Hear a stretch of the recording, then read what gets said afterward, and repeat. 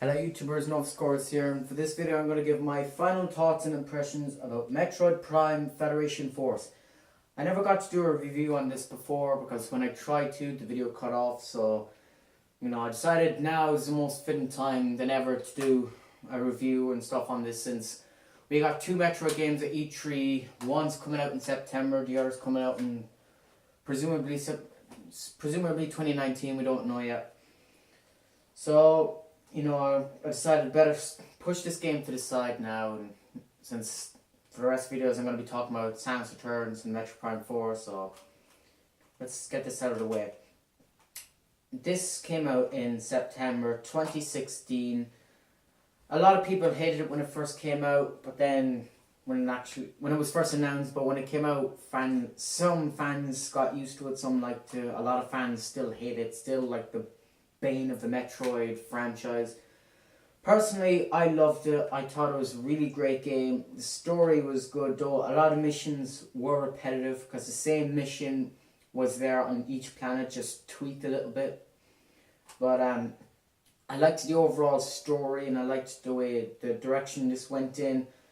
I especially loved the gameplay style and how the game looked graphically wise from the first person view. Of course, the chibi amiibo look I didn't really like that much, and it could have been better, but I did like the look of this. My only issue with this game was the freaking insane difficulty. I get it, this is a multiplayer game, as they emphasize on the cover. This game is meant to be played with at least 4 people.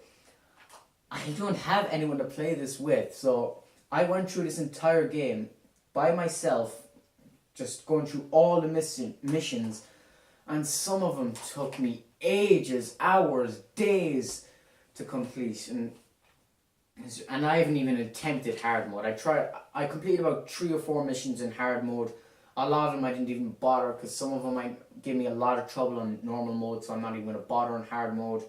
Mission 13, for example, with those invisible pirates, not even going to attempt that one.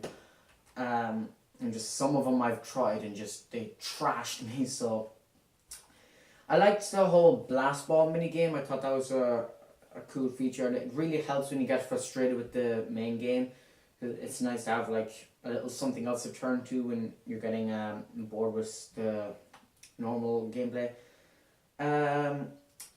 I was okay with the bosses for the most part. Some of them were pretty cool. I liked Sawking was a really fun boss. It reminded me of one of my favorite bosses in the franchise was I can't remember, Ceres from Metroid Fusion. Even the theme was kind of similar, and just the whole like water serpent just jumping and stuff. I really liked that boss fight.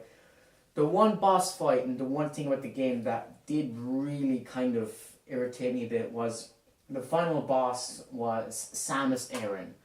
Because somehow the pirates, they capture her, they chain her up, and they put some weird green stuff in her that corrupts her, not in a phase-on way, but it just turns her evil, and she's like really giant. She's about like 5-6 times your height.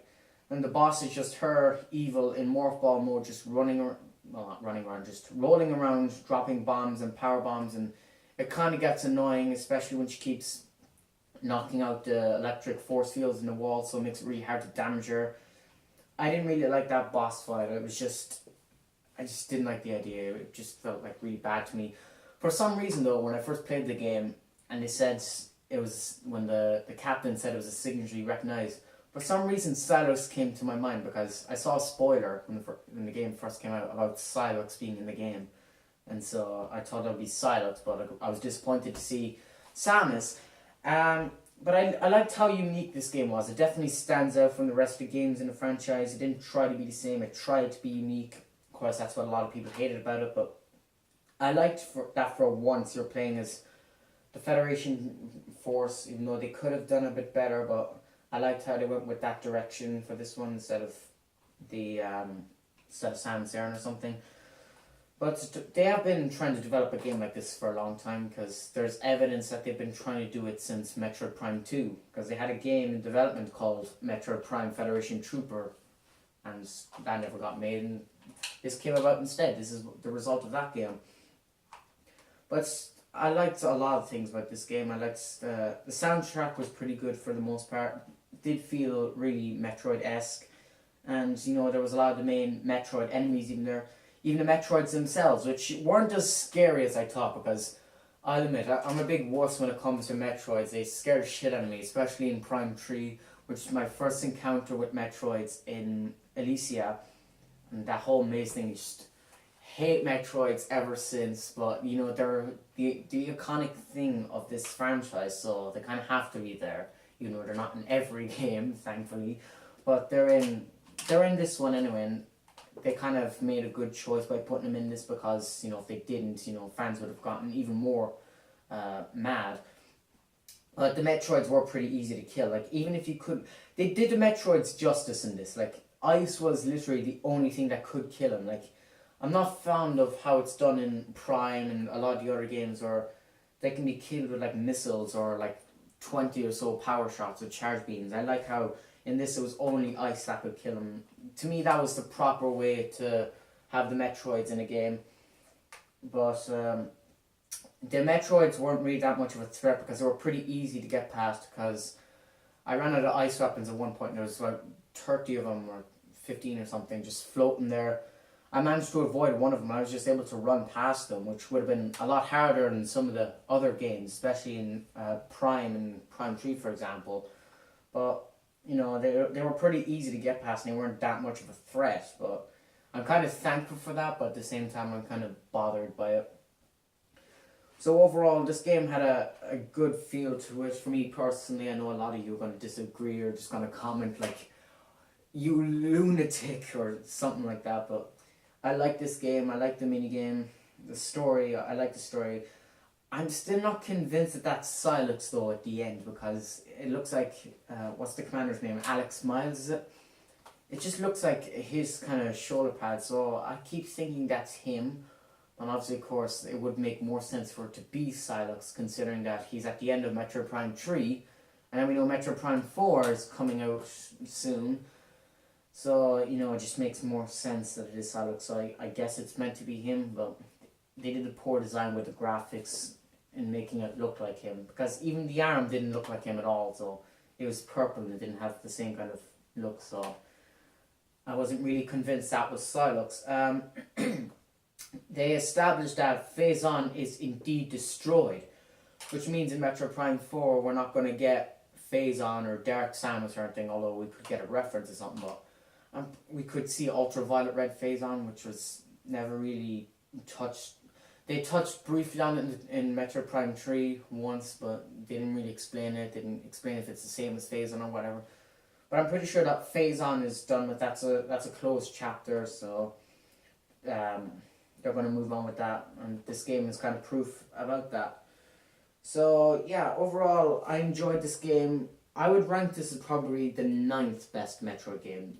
The only games I would rank worst in it would be obviously the original Metroid, because it's not canon, and plus, when you get used to Metroid as a whole, Planet Zebes, Metroids, Mother Brain, Space Pirates, you look back in the original Metroid where they call it Planet Zebeth, and the opening is like, kill the Metroid of Planet Zebeth or something like that. I found it really cringy. So, plus that game was really difficult, so it's kind of on par with this in terms of difficulty, but I would probably say this is more difficult, because the first Metroid game I could get far, but some of the missions in this are just impossible. Even with those 3 drones you have, some of the missions are just impossible. This game is not meant to be played in single player, as I learned, but because it was the only way I could play it. So I enjoyed this game. I definitely prefer it over having nothing. It was better than nothing. Yeah, I think that's really all I can say about it. Out of 10, I would give this game maybe 5.5, I'd say. Some of you are probably just jumping on your seats right now, going mentally insane, but I would give it like that. It was good as a Metroid game, as a spin-off, but, it was just the whole graphics style and the whole missions being very repetitive that kind of killed some of it, and definitely the difficulty. So yeah, the only games lower than this would be the original Metroid, and I would say Pinball. Like, I haven't played Pinball. It's the only Metroid game I've not played, but it just looks pretty, like, there's not much to it, so that's why I put it lower than this. So yeah, I think I'm ready to put an end to this game. I probably won't talk about this on my channel anymore. I'm done with Metroid Prime Federation Force. It was a needed game. Well, was it needed?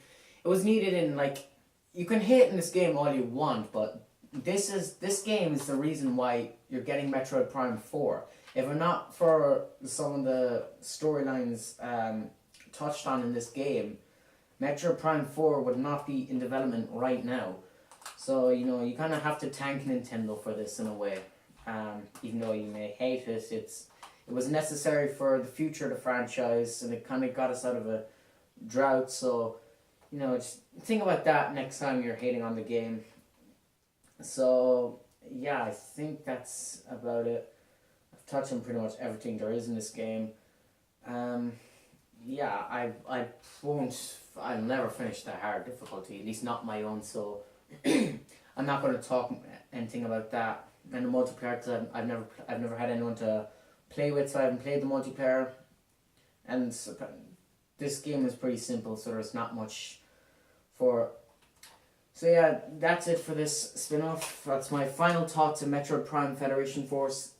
Case closed. Going to move on to Samus Returns next for the 3DS, which I wasn't looking forward to at first. I hated it. My reaction to Samus Returns is probably how people reacted to Federation Force at first. So, you know, I didn't like it at first, but I'm getting used to it, and I realize that again it's probably necessary. So, yeah, videos from now on will be focusing on Prime 4 and Samus Returns.